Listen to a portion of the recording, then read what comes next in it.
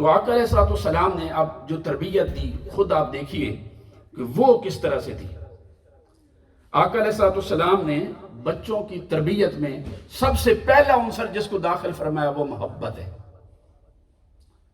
بچے کے اوپر محبت کے ذریعے آپ جو کچھ اس سے کروا سکتے ہیں آپ سختی کے ذریعے نہیں کروا سکتے۔ یعنی آپ کا سوشل کنٹرول جو بچے کو اوپر ہو وہ پازیٹیو ہو۔ تو سوشل کنٹرول میں بھی دو چیزیں آتی ہیں، ایک تو یہ کہ وہ کنٹرول فی نفس ہی پازیٹیو ہو، اور سیکنڈلی کنٹرول کرنے کے لیے آپ کا طریقہ بھی پازیٹیو ہو۔ بعض اوقات یہ ہوتا ہے کہ کنٹرول نیگیٹو ہے مگر طریقہ پازیٹیو ہے، طریقہ بہت اچھا ہے۔ بعض اوقات یہ ہوتا ہے کہ کنٹرول پازیٹیو ہے مگر طریقہ نیگیٹو ہے۔ مثلا بچے نے غلطی کوئی خطا کر دی، کسی غلط مجلس صحبت میں بیٹھا کوئی برا کام کر آیا، آپ نے اب اس کو کنٹرول کیا، آپ نے اب ریلیجیس ویلیوز کی وجہ سے آپ نے اس کو کنٹرول کیا، تو آپ کا کنٹرول پازیٹیو تھا، لیکن کنٹرول کرتے ہوئے آپ کا جو طریقہ کار غلط تھا۔ تو وہ کنٹرول پازیٹیو ہے مگر طریقہ کار غلط ہے، لیکن بدقسمتی سے یہاں فرق نہیں کرتے لوگ۔ تو بعض اوقات کنٹرول پازیٹیو ہوتا ہے، طریقہ کار غلط ہونے کی وجہ سے وہ اس کو نیگیٹو کنٹرول کہہ دیتے۔ بچہ کوئی برائی کر کے آیا، ایسا کوئی بڑا گناہ کر رہا ہے جسے اللہ رسول نے منع کیا تھا، اب آپ نے اس کو روکا، آپ نے سوشلی کنٹرول کیا، لیکن کنٹرول کرنے کا آپ کا انداز جو ہے وہ درست نہیں تھا۔ آپ گالم گلوچ شروع ہو گئے، تھپڑ مارے، اس کو ذلیل کرنا شروع کر دیا، گالیاں دی، تو کنٹرول فی نفس ہی پازیٹیو تھا، آپ کا طریقہ کار غلط تھا۔ تو غلط طریقہ کار ہونے کی وجہ سے وہ پازیٹیو کنٹرول جو تھا وہ پازیٹیو نہ رہا۔ اب آپ دیکھیے طریقہ کار کیا اہمیت رکھتا ہے۔ تاجدار انبیاء صلی اللہ علیہ وآلہ وسلم کی بارگاہ میں صحابی آیا، نوجوان تھا، کہنے لگا یا رسول اللہ صلی اللہ علیہ وسلم، آپ کے کہنے پر میں ساری چیزیں چھوڑ سکتا ہوں، پر میرے اندر ایک بری عادت ہے، وہ میں نہیں چھوڑ سکتا۔ نماز بھی پڑھوں گا، باقی کام بھی کروں گا، پر مجھے زنا کرنے کی عادت ہے۔ کہ دور جاہلیت تھا نا، تو حضور کی بارگاہ میں آیا، کہتا جی مجھے اس کی اجازت دے دے۔ اب دیکھیے ایک بری چیز کی اجازت مانگ رہا ہے، اور پیغمبر خدا صلی اللہ علیہ وسلم کی بارگاہ میں بیٹھا، صحابہ کرام بیٹھے ہوئے ہیں، کوئی ڈھکی چھپی بات بھی نہیں، یا رسول اللہ مجھے زنا کی اجازت دے دیں۔ اب سوشل کنٹرول دیکھیے کیا ہوتا ہے۔ تاجدار انبیاء صلی اللہ علیہ وسلم نے اس کو یوں نہیں کہا اٹھ نکل جا، بھاگ جا۔ صحابہ کرام حیران ہوئے، یہ کیا بات کر رہا ہے؟ آقا علیہ السلام نے فرمایا بیٹے ادھر آؤ، ادھر میرے پاس بیٹھ جاؤ۔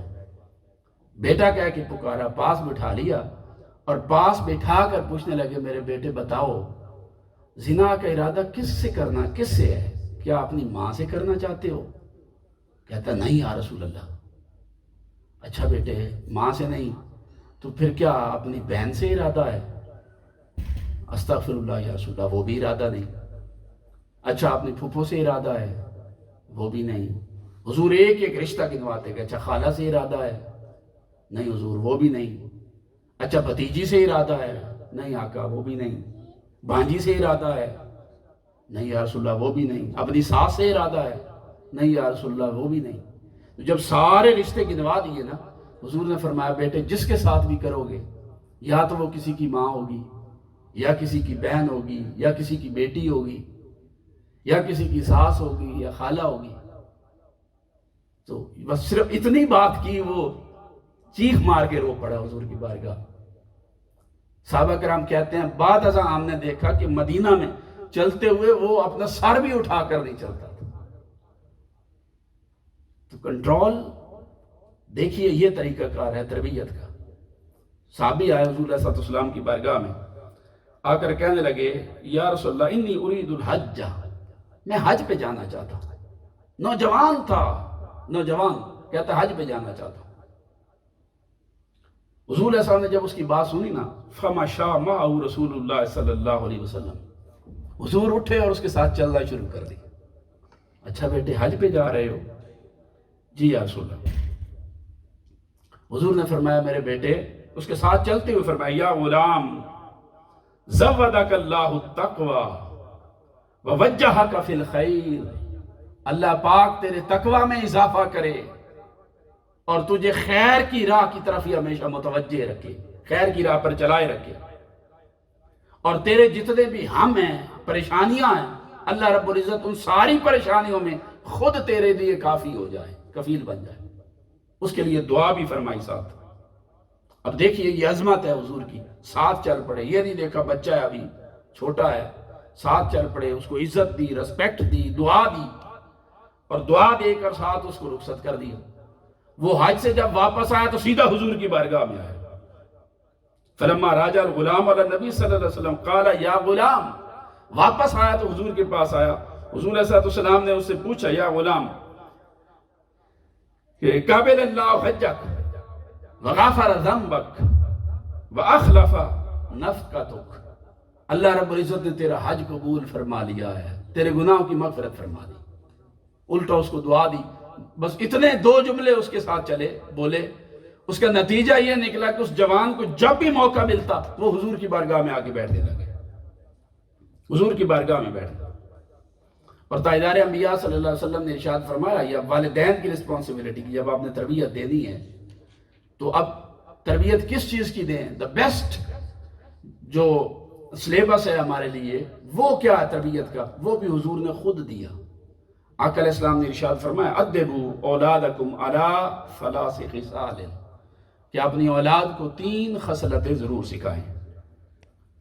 حب نبیکم، سب سے پہلی چیز اسے اپنے نبی کی محبت سکھائیں، وحب اہل بیت ہی، اور نبی پاک صلی اللہ علیہ وآلہ وسلم کے اہل بیت کی محبت سکھائیں، وقراءۃ القرآن، اور قرآن پڑھنا سکھائیں۔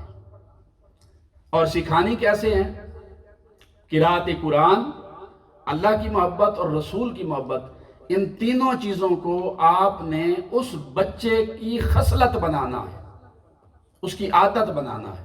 ادبوا اولادکم علی ثلاث خصال، 3 چیزیں یوں سکھائیں کہ یہ اس کی خصلت بن جائیں، اس کی عادت بن جائیں۔ اور آپ کو پتہ ہے خصلت چیز کیسے بنتی ہے؟ میں کوئی کام 1 بار کروں 2 بار کروں تو وہ میری عادت بن جائے گا، ہاں جی؟ کوئی چیز خصلت اور عادت تب بنتی ہے جب اس کو کنٹینیوسلی کیا جائے۔ آپ چاہتے ہیں کہ نماز آپ کے بچے کی عادت بن جائے تو 7 سال کی عمر میں اس کو ریگولر پڑھائیں، تب وہ اس کی عادت بنے گی۔ آپ چاہتے ہیں کہ جھوٹ آپ کے بچے کی زندگی سے ختم ہو جائے تو مسلسل سچ کی راہ پر چلنا اس کا معمول بنائیں۔ وہ جھوٹ بولے تو اس سے ذرا ناراض ہوں، کچھ بھی ہو جائے سچ کی ہمیشہ اس بچے میں تعریف کریں، سچ کا ماحول دیں۔ اور وہ تب ہے اتنا اس کو آپ اپنے ساتھ اعتماد دیں کہ جو بھی بات ہو وہ آپ کے سامنے کبھی جھوٹ نہ بولے، سچ بات کر دے۔ تب وہ بچہ جو ہے وہ آپ کے طریق پر آپ کے ساتھ چل پڑے گا۔